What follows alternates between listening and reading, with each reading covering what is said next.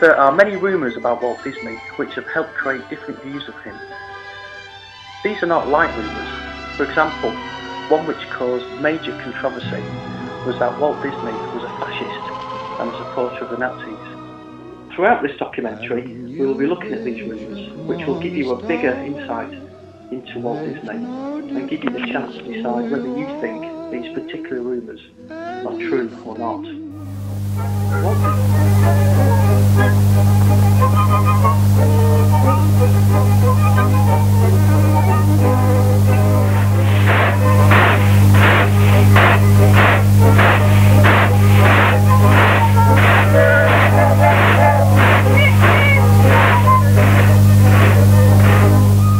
1923, whilst taking the train home, Walt started doodling. The result of these doodles was a mouse named Mickey.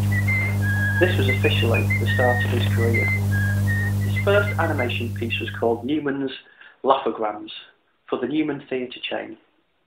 This was in the early 20s. He then relocated to Hollywood.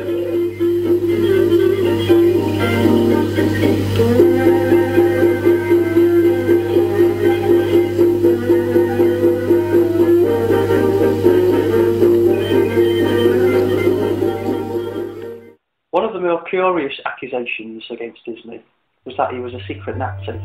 Evidence of this was the misreading of a few short films. One consisted of Donald Duck being seen in a Nazi uniform showing swastikas.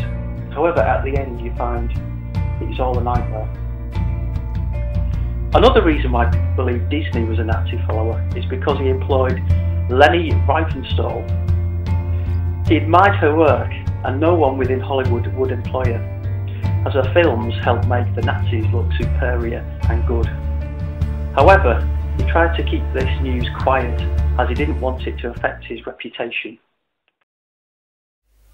Did Walt Disney have any influence on your animation work? Yeah, overall, he kind of set the standards. A lot of the stuff we do today is kind of based on what he did back in the day, really. We've kind of advanced since though, so overall, yeah, I'd say yeah. Does Walt Disney have any influence on animation today? I would say so, based on his older work, in terms of, character dynamics, the way the characters move now on screen. Obviously everything's moved to 3D since the old 2D drawing days, but yeah, many animation films that you see nowadays and advertisements and things, absolutely, they're heavily influenced by Walt Disney. What do you think of his early animation, such as Snow White, which was his first feature-length film? Well, considering when it was released, back then I believe it won quite a few Oscars, so personally I think it was an outstanding achievement with the technology it had available.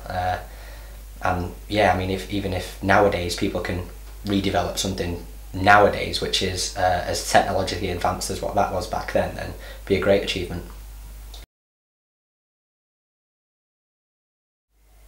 Where do you think animation is going? Well, with the current developments in technology, you've got Blu-ray and high definition, as well as 3D technology as well, becoming increasingly popular. I think animation going forward eventually will become increasingly more popular. I'd say in comparison to a high budget motion film, which doesn't include CG, the cost implications would be significantly less. So I could probably see this becoming more of a backbone of the film industry at a relatively soon date. Do you think more films should be made, such as Mary Poppins, with live action and animation? Yeah, I would say so. If you look at Avatar as a prime example, which was again part live action and part animation, that was a huge success. It was many years in the making, however, and I think they were just waiting for technology to catch up to the ideas they had planned. But if more film directors can get that level of production behind them, then yeah, absolutely, it would be a welcome scene, really. So, Walt Disney, international animation star, a Nazi supporter, or just following certain political views for the good of his studio? We gave you the evidence from each side. Your opinion is now up to you. Anything your heart desires will come.